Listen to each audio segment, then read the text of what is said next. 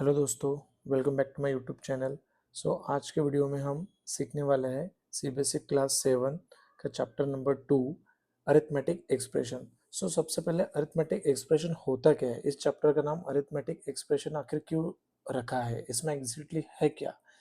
Arithmetic expression बच्चों आपका सिर्फ इतना ही है, आपको नंबर्स के कैलकुलेशन है अलग अलग वेज में।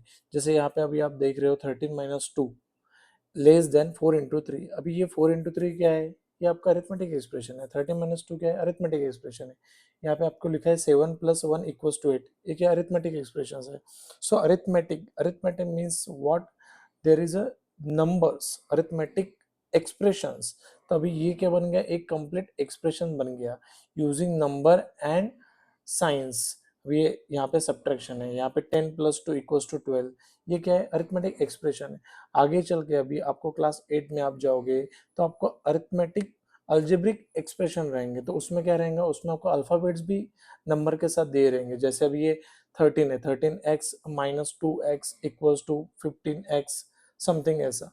तो वहां पे आपको algebraic expression, arithmetic algebraic expressions देखने हैं। इस चैप्टर में आपको सिर्फ अरिथमेटिक एक्सप्रेशंस देखने हैं, जिसमें अब there is a different numbers we have to calculate by different sign, okay। and also आपको इसी चैप्टर में पूरे अभी धीरे धीरे हम जैसे एक एक फिगर आउट सॉल्व करेंगे, तो ऐसे आपको एग्जैक्टली अरिथमेटिक एक्सप्रेशन है क्या आपको आइडिया आ जाएगा। यहाँ पे पेज नंबर 25 का मैंने फिगर इट आउट लिया है, जो कि इस चैप्टर का फर्स्ट फिगर इट आउट है। Okay, in this figure it out first question है, fill in the blank to make the expressions equal on a both side of the equals to sign।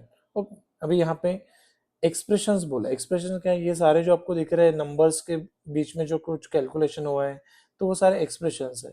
अभी वो एक side में एक expression है, दूसरे side में दूसरा एक्सप्रेशन है, लेकिन एक मिसिंग टर्म है जो हमें फिल करनी है, जो हमने बचपन से ऑलरेडी हम करते आ रहे हैं, लेकिन यहाँ पे सिर्फ थोड़ा अलग वे में पूछा है। इसमें कोई बड़ी बात नहीं है, हम एक एक करके सॉल्व करेंगे। यहाँ पे अभी 13 + 4 है, तो सिक्स में मैं क्या जोड़ने के बाद मुझे यहाँ पे 17 मिलेगा, तो मैं क्या करूँगा, सिंपल है। लेफ्ट हैंड साइड में मुझे 16 मिल रहा है, यहाँ पे मेरा 6 है, तो 13 + 4 यहाँ पे 17 है, 17 में से मैं 6 माइनस कर दूंगा, तो बच्चे कौन, 11। तो यहाँ पे आंसर आ जाएगा 11। अभी आप चेक करो, मेरा लेफ्ट हैंड साइड का आंसर राइट हैंड साइड के इक्वल आ गया। 13 + 4 17, 11 + 6 17। अगेन यहाँ पे 6 × 5 = 30, तो 22 में क्या जोड़ने के बाद मुझे 30 मिलेगा राइट हैंड साइड का आंसर, तो 6 × 5 = 30। 30 में से 22 को माइनस करो, तो बच्चे कितने, 8, तो 8 यहाँ पे लिख दो, हो गया आपका 22 + 8 answer 30। 6 × 5 30, left hand side equals to right hand side. Now 64 divided by 2, अभी 64 को 2 से डिवाइड करेंगे तो आंसर कितना आएगा, 2 × 3 = 6 32। ओके, नाउ 8 का मल्टीप्लाई किसके साथ करेंगे तो 32 मिलेगा, तो 32 को 8 से डिवाइड कर दो। 8 के टेबल में 32 कौन से प्लेस पे आता है, 8 1 8, 8 2 16, 8 3 24, 8 4 32। इसका मतलब यहाँ पे आपको चाहिए 4, 8 4 32, और यहाँ पे 64 डिवाइडेड बाई 2 अगेन 32। नाउ यहाँ पे 25 है, तो 34 में से मैं कितने माइनस करूंगा तो मुझे 25 मिलेंगे। सिंपल है, 34 में से मुझे माइनस करने हैं, मैं कितने माइनस करूंगा, 9 माइनस करूंगा, 9 माइनस करूंगा। क्या मैंने क्या किया, 34 में से 25 माइनस कर दिया, तो बच्चे 9, वो 9 मैंने यहाँ पे लिख दे। यहाँ पे हर जगह पे मेरा अभी क्या हुआ, expression equal on both side, expression equal on both side आ गए। अभी arrange the following expression ascending means increasing order of their values. अभी सबसे पहले इसका मुझे आंसर निकालना पड़ेगा। अभी 67 - 19, अभी इसका आंसर यहाँ पे क्या आएगा, 67 में से 19 चले गए, तो यहाँ पे आपको आंसर यहाँ पे लिखना पड़ेगा। 17 में से 9 गए, यहाँ पे बचे 8, यहाँ पे 5 बचा था, 5 में से 1 गए 4, तो यहाँ पे आंसर आया 48। उसके बाद 67 - 20, तो 67 में से पहले 10 माइनस करो, 57, अगेन 10 47, तो यहाँ पे आंसर आ गया आपका 47। Now 35 + 25, 35 45 55 and again 5, then 60।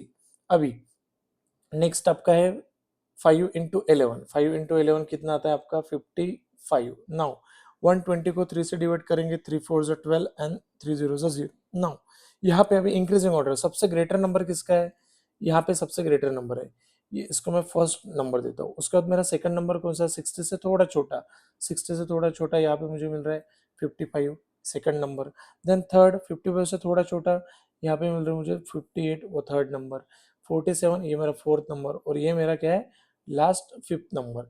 तो इसको मुझे अगर इंक्रीजिंग ऑर्डर में लगाना है तो मैं कैसे लगाऊंगा, increasing order not decreasing order. सबसे पहले छोटा नंबर पहले आएगा, तो सबसे पहले छोटा नंबर क्या आएगा, ऑब्वियसली यहाँ पे आएगा सबसे पहले 120 डिवाइडेड बाय 3, ये सबसे छोटा है। अभी इससे थोड़ा बड़ा कौन था, ये वाला था 67 माइनस 20, इससे थोड़ा बड़ा, इससे थोड़ा बड़ा ये 4, अभी ये 67, ये थर्ड नंबर 67 माइनस 19। अगेन उससे थोड़ा बड़ा कौन सा था, उससे थोड़ा ये था 5 मल्टीप्लाइड बाय 11, एंड उससे भी थोड़ा बड़ा, यानी सबसे बड़ा कौन था, सबसे बड़ा था 35 प्लस 25, 35 प्लस 25, दैट्स इट, हो गया हमारा। इंक्रीजिंग ऑर्डर में हमने सारे नंबर लगा दिए।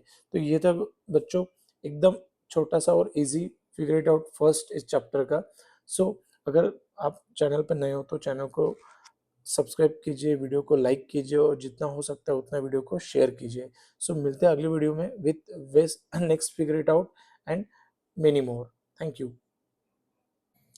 हेलो दोस्तों, welcome back to my YouTube channel. So आज का हम इस वीडियो में हम सीखने जा रहे हैं पेज नंबर 29 पे। यहाँ पे एक बॉक्स दिया है, एक टेबल दिया है, उस टेबल को हमें फिलअप करना है। बच्चों को बहुत प्रॉब्लम जाती है, सर एग्जैक्टली ये टर्म्स क्या है, ये एक्सप्रेशन तो मैंने लास्ट वीडियो में बता दिया एक्सप्रेशन किसको बोलते हैं, लेकिन ये टर्म्स क्या है, और यहाँ पे ये जो यहाँ पे टेबल दिया है वो टेबल एग्जैक्टली फिल कैसे करना है। तो आइए एक क्विक टाइम में हम इसको पूरा सॉल्व करते हैं, अच्छे से अंडरस्टैंड करते हैं। तो यहाँ पे बेसिकली एक्सप्रेशन मैंने बताया था, any type of calculation with the using of the numbers and science. तो ये मेरा क्या है एक्सप्रेशन, ये भी ये सारे मेरे एक्सप्रेशंस है। अब ये टर्म्स क्या है, तो यहाँ पे देखो, जैसे यहाँ पे ये 13 है, ये मेरी फर्स्ट टर्म है, तो यहाँ से -2 ये मेरी सेकंड टर्म, ये +6 ये मेरी थर्ड टर्म। तो टोटल इस एक्सप्रेशन में 3 टर्म्स है। तो यहाँ पे तीनों टर्म्स को इन्होंने राउंड किया है, और तीनों टर्म्स को यहाँ पे सबसे आखिरी के कॉलम में इन्होंने कॉमा का यूज करके तीनों टर्म्स को अलग अलग दिखाया है। अभी यहाँ पे मेरी +5 ये मेरी फर्स्ट टर्म है, लेकिन यहाँ पे 6 × 3 इन्होंने इसको एक कंबाइन एक टर्म कंसिडर किया है। तो यहाँ पे टोटल कितने टर्म्स हो गए, 2 टर्म्स हो गए। तो मैं यहाँ पे कैसे लिखूंगा, 5, 6 मल्टीप्लाइड बाय 3, ये होगी मेरी सेकंड टर्म। यहाँ पे अभी +4 +15 एंड -9। तो यहाँ पे क्या हो गया, यहाँ पे मैं सबसे पहले लिखूंगा 4, यहाँ पे लिखूंगा 15, और यहाँ पे लिखूंगा -9। -9 टर्म को आपको हमेशा साइन के साथ लिखना है, और साइन हमेशा लेफ्ट साइड में होता है। याद रखना बच्चों, यहाँ पे 4 का साइन लेफ्ट साइड में है प्लस, जहाँ पे कोई साइन नहीं दिया है वहां पे हम प्लस कंसिडर करते हैं।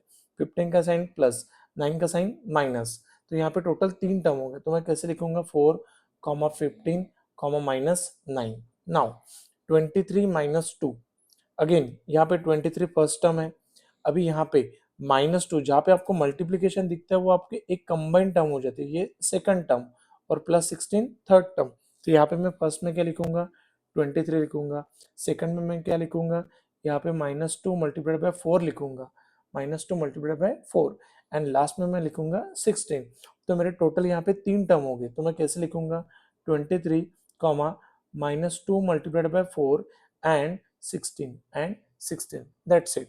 नाउ अगेन 28 मेरी फर्स्ट टर्म है, +19 मेरी सेकंड टर्म है, -8 मेरी थर्ड टर्म है, यानी टोटल 3 टर्म्स इस एक्सप्रेशन में हमको दिए है।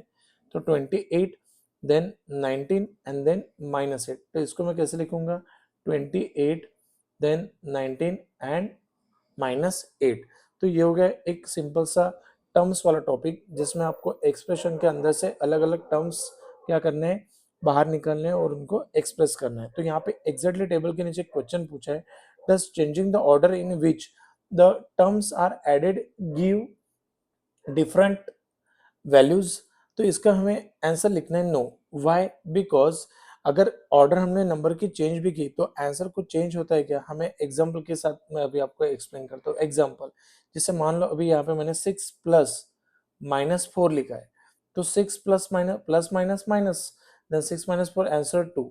अगर मैंने सेम इसी एक्सप्रेशन को मैंने अगर दूसरे पैटर्न में लिखा, दूसरे added different values changing order, अभी मैंने चेंज कर दिया। अभी मैंने क्या लिया, -4, उसके बाद लिया +6, -4 + 6 अगेन 2।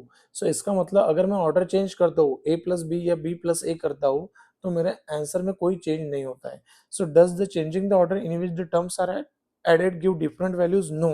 और यहाँ पे एक मैंने आपको यहाँ पे एक एग्जांपल के थ्रू एक्सप्लेन किया है। सो ये था पेज नंबर 29 का एक छोटा सा एक्सप्लेनेशन। ओके, सो मिलते हैं नेक्स्ट वीडियो में with next figure it out and many मोर। और हाँ, एक और इम्पोर्टेंट चीज़, अगर आप इस चैनल पर नए हो तो चैनल को सब्सक्राइब कीजिए, वीडियो को लाइक कीजिए और जितना हो सके उतना इस वीडियो को अपने दोस्तों के साथ शेयर कीजिए। Thank you.